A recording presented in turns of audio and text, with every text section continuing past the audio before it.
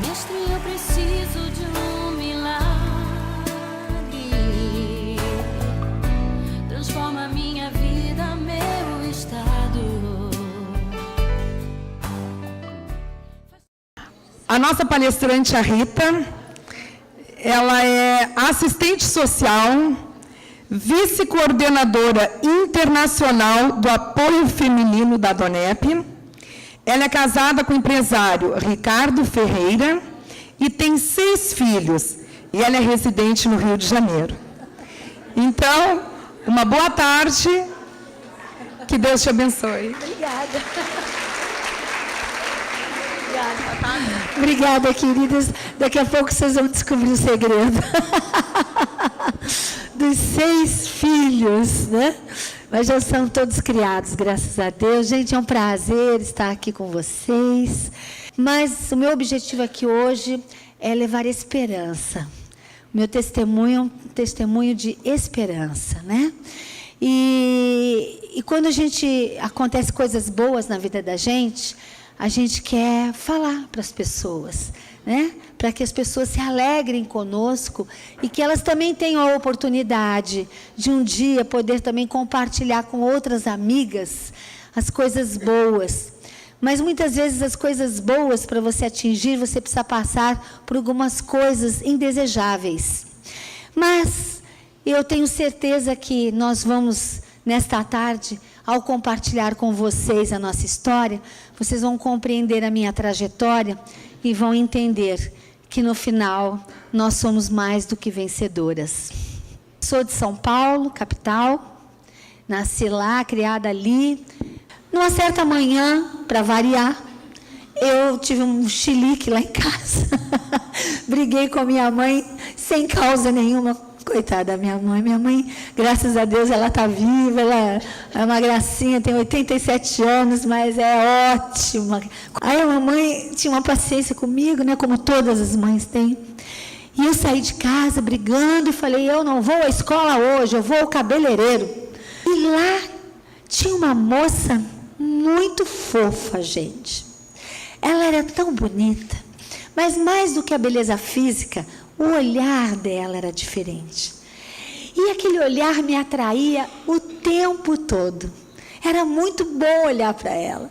Até que, num determinado momento, eu disse o seguinte, gente, me desculpa, eu estou olhando muito para você, mas eu estou achando teu olhar tão lindo.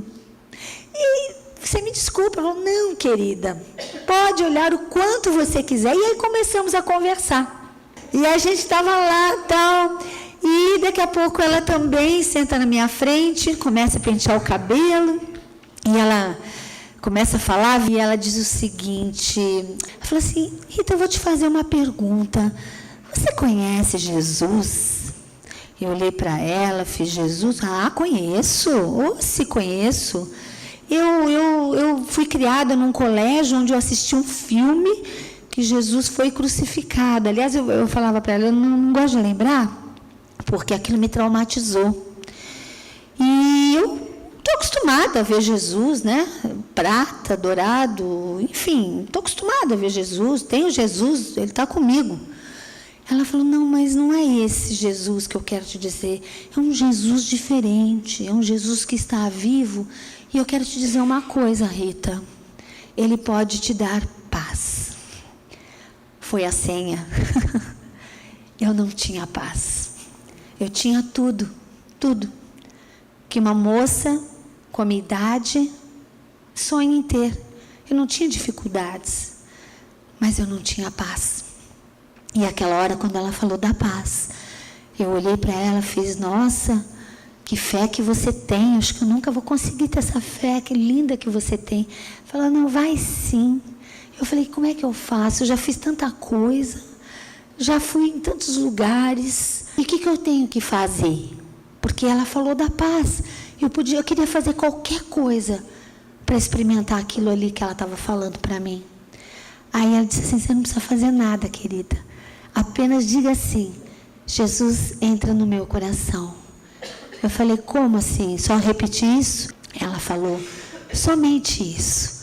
Quando eu falei, Jesus entra no meu coração, eu comecei a sentir um prazer interior tão grande, queridas, que eu nunca havia sentido em nenhum dos caminhos, em nenhum dos lugares, em nada do que eu havia buscado. E eu começo a sentir um frescor, como águas que caíam sobre a minha cabeça. E eu conseguia ter a sensação clara do calor daquele secador com o frescor daquelas águas que caíam sobre a minha cabeça. E conforme aquelas águas caíam, e eu sentia materializada as águas, apesar de não vê-las, era como uma cachoeira, e elas iam entrando dentro de mim, e um peso que começava da minha cabeça foi descendo conforme as águas iam entrando, até que toda aquela pressão, todo aquele peso, eu senti como uma energia que saiu pelas pontas dos dedos dos meus pés. E naquela hora eu me emociono muito e falo, é isso? Ela falou, é isso. Ela falou, só. Aqui no cabeleireiro? É. Aqui no salão de chá? É dessa maneira, é desse jeito. Os dias foram passando, eu voltei para casa, minha mãe, saí brigando, batendo porta, voltei abraçando a minha mãe, né? E ali foi uma nova trajetória. Nesse meio tempo eu já namorava meu príncipe. Sabe o príncipe? Então, eu já namorava o príncipe. Desde os 13 anos eu namorava o príncipe. E eu sonhava em casar com o príncipe. E o príncipe pediu a princesa em casamento e nós nos casamos. Depois de um tempo desse namoro e noivado. E foi um casamento de princesa, viu, meninas? Foi mesmo. E eu feliz, minha família, muito família, nós éramos muito, todos nós muito família. Mas eu já percebi que no casamento alguma coisa estava dando errado. Havia, assim, nele uma agressividade muito grande. Eu já sabia que ele era, assim, meio alterado, meio, né, uma pessoa, assim, invocada, como a gente fala. Não sei se aqui no Sul vocês falam invocado. É, evocado, entendeu? É uma pessoa invocada. Mas lá no casamento, quando diz a minha mãe, né, a gente junta as escovas de dente, aí a gente vai ver que o negócio do invocado é um pouquinho mais do que se imaginava, né? E eu comecei a ver isso, mas tudo bem. E a vida foi passando, eu queria engravidar, e eu não consegui engravidar, fui morar no Rio de Janeiro. Passado 10 anos, estou eu implantando o serviço social numa comunidade. Alguém me diz, vai ter um congresso de uns tais de homens de negócio, chamado Adonep. Fui convidada para um evento como esse, só de mulheres, durante a convenção. E ali, eu, desejosa, era a minha necessidade do momento, da gravidez. E tinha muitas mulheres, ninguém me conhecia. Muito jovem, aquela mulher que estava falando como eu estou falando aqui para vocês nessa tarde, ela era uma americana. E tinha uma tradutora simultânea, e aquela mulher disse o seguinte, olha aqui, eu vou falar algo para vocês, e quando eu falar, eu vou apontar e você se levante, porque eu quero dizer algo da parte de Deus para vocês. Eu falei, ué, como é que é isso aí? Deus fala com ela. Lá para a 7ª mulher, ela me apontou, gente, eu tremi. E eu levantei muito tímida, e ela falou, olha aqui, Deus me mostra que você está orando por uma criança. Bom, queridas, para resumir, 5 vezes aquela mulher insistiu, porque ela era uma mulher de fé e sabia o que estava falando. E na 5ª vez eu falei, eu estou com dificuldade de ser mãe, 5 anos casada. Ela falou, pois você será mãe. Naquela hora eu fiquei muito emocionada, acabou aquele congresso, eu vivia fazendo exames para ver se estava grávida, tal era a minha ansiedade, eu tinha problema de ovulação. 15 dias depois, eu vou e faço novamente, eu fiz, quem sabe, né, a coisa agora vai dar certo. E eu quero dizer para vocês que o exame deu positivo. Depois daquela palavra, 5 anos esperando a minha primeira filha, Mariana. 10 meses depois, eu engravido do Emanuel. Aí a coisa, né, Aí abriu, né, gente? Mas foi muito legal. Abriu. Mas depois de 9 anos da Mariana nascida, só que eu fui ter o meu terceiro filho, chamado Giancarlo. Nunca evitei. Creio que os 3 foram projetos de Deus mesmo na minha vida. E mal sabia eu que esse terceiro filho teria um papel extremamente importante depois de 21 anos de casamento. Porque foi nessa época, nosso casamento não ia bem, nós sempre fomos muito bem-sucedidos. Nesse período, o pai dos meus filhos já não trabalhava mais no mercado financeiro, mas ele já era um empresário na área comercial. Nós já tínhamos 8 lojas, tínhamos atacado. Nosso comércio era entre Rio, Miami, São Paulo, Nova York. Eu viajava muito para o exterior, tinha muitos fornecedores, trabalho bonito, mas, como eu disse para vocês no princípio, era uma pessoa difícil, sempre foi, muito humano, mas tinha um lado muito complicado. E um belo dia tivemos uma discussão muito grande, e ele então disse para mim: olha, é melhor a gente falar o que tem que falar mesmo. Eu quero te dizer que eu não te amo mais. Eu acho que o nosso casamento foi um erro, foi coisa de criança. E eu estou indo embora de casa. Assim que der, eu vou embora de casa. E eu ouvi ele falando tudo aquilo. Sinceramente, na hora eu não atinei para a gravidade, achei que aquilo fosse algo do momento. Mas realmente ele cumpriu. Mas eu sabia que ele cumpriu o que ele falava. E ele cumpriu o que falou. Isso foi em novembro. Quando foi em abril do ano seguinte, ele ainda permanecendo em casa, mas nós já estávamos separados de corpos. E muita rejeição, muita acusação. E não sei se vocês já se sentiram rejeitadas alguma vez por alguma coisa. E ser rejeitada por alguém que você ama é algo assim muito dolorido, né? Muito dolorido. E aquilo lá foi trazendo muita angústia, mas ao mesmo tempo eu cria numa cura, cria numa volta, cria numa revolução na nossa relação. Mas em abril ele foi embora, foi morar no apart-hotel. E passado alguns meses ele nos visitava toda semana, mas cada vez mais distante, até que eu fui numa feira de negócios. E quando eu ligo dessa feira de negócios para a empresa, que ainda era nossa, atende uma pessoa que não era a pessoa que costumava nos atender.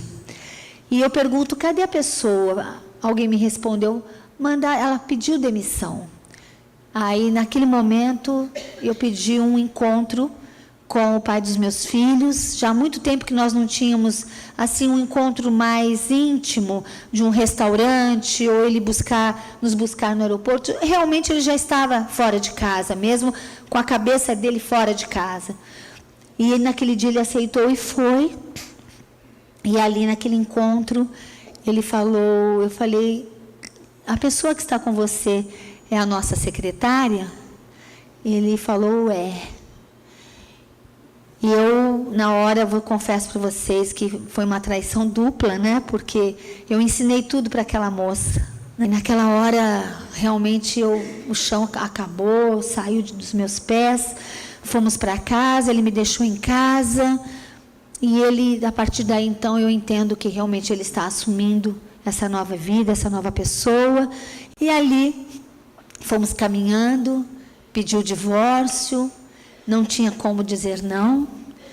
Mas eu vou dizer uma coisa para vocês, queridos. Eu nunca baixei a minha guarda. Eu podia estar triste, podia estar magoada, podia estar me sentindo rejeitada, ferida. Mas aquele Jesus que havia entrado na minha vida, debaixo do secador de cabelo, era real. Era o mais real que eu podia ter naquela hora, era Ele. E foi com Ele que eu fui vencendo dia a dia com os meus filhos. Ele me fortalecia, Ele alegrava o meu coração, abria portas onde não tinha. Um dia, quando eu soube que o filho do casal havia nascido, eu quase morri de novo. E nessa hora, eu fiquei 3 dias pedindo a Deus, Deus, me ajuda a amar essa criança. Parecia um rolo compressor passando sobre o meu corpo. Mas 3 dias eu só falava isso, Deus, me ajuda a amar essa criança. Me ajuda a amar, até que no 3º dia, eu senti uma emoção tão grande dentro de mim. E eu começo a sentir um sentimento por essa criança, e eu aprendi pela primeira vez o que é um amor incondicional. E depois desse amor, desse episódio, eu busquei encontrar com aquela nova família algumas vezes, porque quando você se confronta com a realidade que mais dói para você, é onde a tua cura é acelerada. Quanto mais você foge da dor, mais dor você vai sentir. Quanto mais você se aproxima do objeto que te dói, mais a cura vem com mais rapidez. E foi assim que eu fui. E Deus me dando coragem, porque não é fácil. Uma certa feita, estava eu no aeroporto, meu filho indo para a Disney com a nova família. A criança já tinha uns 2 aninhos. Eu não tinha visto mais ninguém, a moça já não tinha visto mais, enfim. E naquele dia eu falei, eu vou para o aeroporto.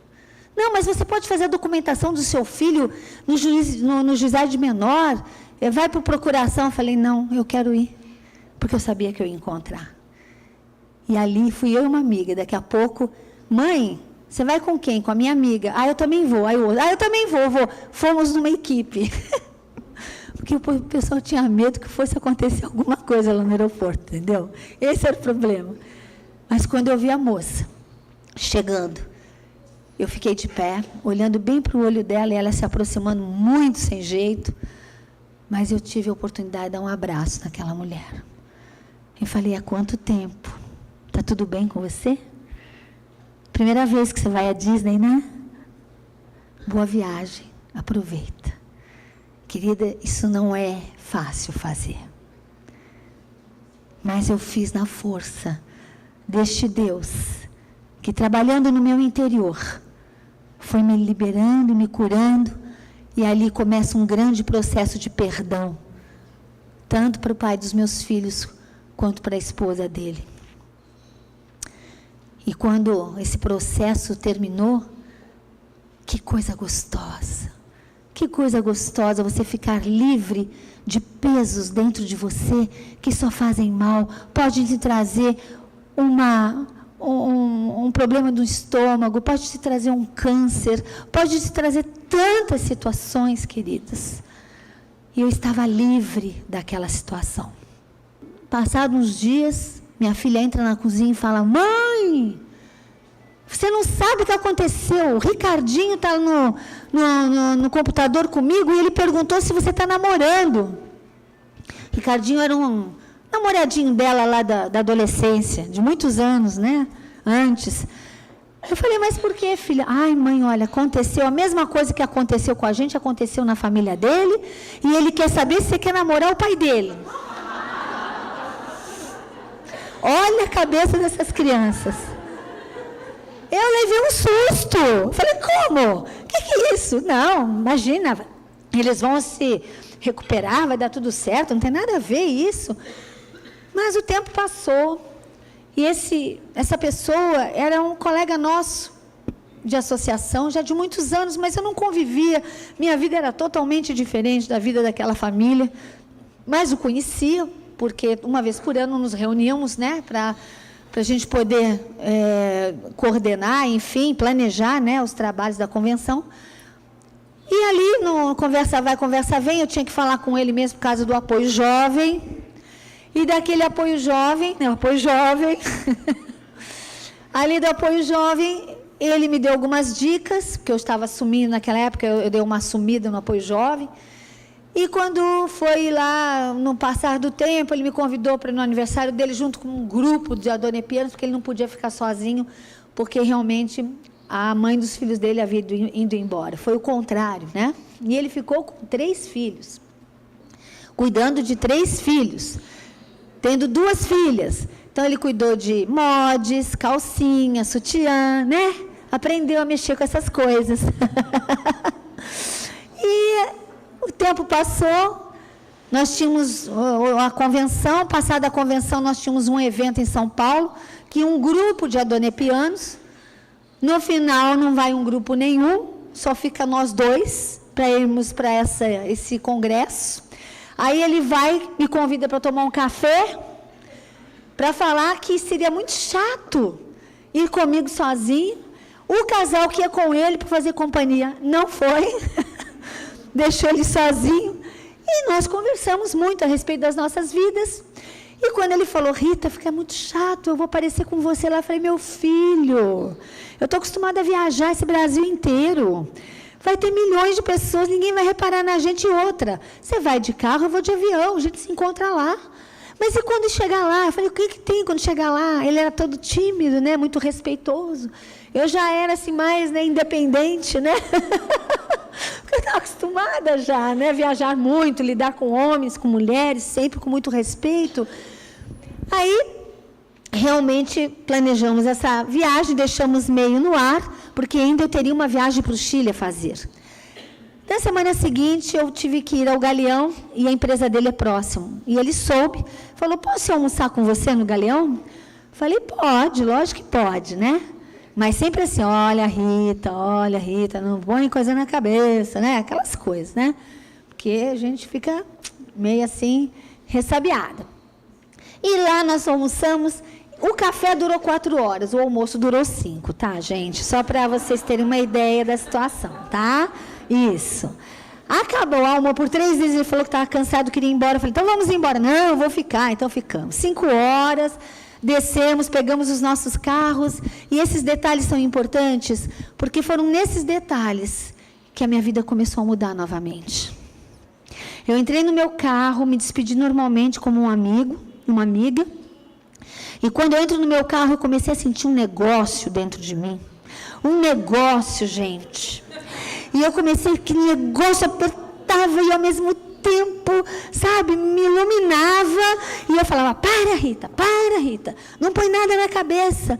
Mas eu comecei a sentir aquilo e comecei a chorar muito. E ele falou para mim, quando você chegar em casa, você me liga. Aquela coisa, né, liga para mim, né, aquele negócio. Falei, tá bom, eu vou te ligar. E liguei. Quando eu liguei, eu só escuto ele falar assim, Rita. Eu falei, o que houve? Ele falou, o que houve? Eu não sei o que houve. Mas você lembra que eu estava muito mal, que eu quis ir embora por 3 vezes? Olha, eu não sei o que aconteceu. Mas depois que a gente colou o nosso rosto, se despediu, eu fui para o meu carro. Eu entrei no carro, eu comecei a sentir um negócio dentro de mim. Um negócio tão grande que é um amor por você. Eu estou amando você, eu te amo. Gente, eu não estava acostumada com isso. Eu fiquei assustada, ao mesmo tempo emocionada, e ao mesmo tempo com o pé atrás. Mas eu recebi aquilo. Porque ele era um homem de caráter. Isso eu sempre soube. E eu falei, se ele está sentindo isso, é porque algo está acontecendo dentro do seu interior. E foi o que aconteceu, queridas. Eu voltei do Chile, ele foi me buscar no aeroporto. Primeiro, eu tinha falado com um amigo meu que nós iríamos embora juntos, mas aí eu falei para ele, olha, você vai embora sozinho porque tem alguém me pegando no aeroporto, que eu não vou falar quem é, porque todo mundo conhecia ele. Aí foi tão engraçado, porque quando ele me pega no aeroporto, não é assim, sabe? Oi, tudo bem? Estou aqui no vidro. Não, eu fui naquela rampa que de vez em quando funciona lá no Galeão, que vai de um terminal a outro, e eu procurando, cadê ele? A gente estava de celular. Quando eu vejo, ele sai assim, de trás da coluna, gente. Olha que romântico. Coisinha mais linda. De trás da coluna. Eu não estava acostumada com isso. Eu falei, meu Deus, o que é isso? Eu achei engraçado, ao mesmo tempo romântico. Mas eu não podia dar fora, né, gente? Aí foi muito legal, né? Meu Deus, larguei carrinho no meio. Parecia filme, gente. Filme, cena de filme. Foi muito show. Aí fomos jantar lá mesmo, ficamos juntos, e a partir daí a gente começou a namorar. Aí a turma que ia para São Paulo, ninguém foi, nós não queríamos mais ninguém conosco, queríamos ir mesmo só nós dois para começar a nos conhecer. Lá eu fiquei na casa da minha mãe, ele ficou no hotel, enfim. Nós fomos nos conhecendo devagarinho e quando foi mais ou menos em janeiro, nós marcamos o noivado. E aí sim, porque eu tenho 6 filhos. Porque aí então nós vamos anunciar aos nossos filhos que nós íamos ficar noivos e nós gostaríamos de saber o que eles pensavam a respeito. E juntamos os 6, 3 dele e 3 meu. Eu tenho 2 meninos e uma menina, e ele tem 2 meninas e um menino. Todos da mesma idade equiparada, todos. E ali fizemos uma reunião, eles escolheram o tipo de festa, aprovaram, e a coisa foi tão linda. E já estou terminando. Na hora que nós estávamos diante daquelas autoridades eclesiásticas, uma delas, um casal já havia feito a primeira parte, o outro casal faz a segunda, e aquela autoridade olha bem para o meu olho, e foi na hora das alianças, queridas, das alianças, e diz assim para mim: Rita, olhando bem no meu olho, o inverno acabou e a primavera chegou. E os pássaros começam a cantar. Aquilo que eu havia ouvido 10 anos antes estava se cumprindo naquela hora. Exatamente como eu ouvi e como eu li, aquele grande poeta chamado Deus usou a boca daquela autoridade eclesiástica para colocar as alianças em cima do mesmo texto e ler para mim. E eu sabia o que estava acontecendo ali. Mestre, eu preciso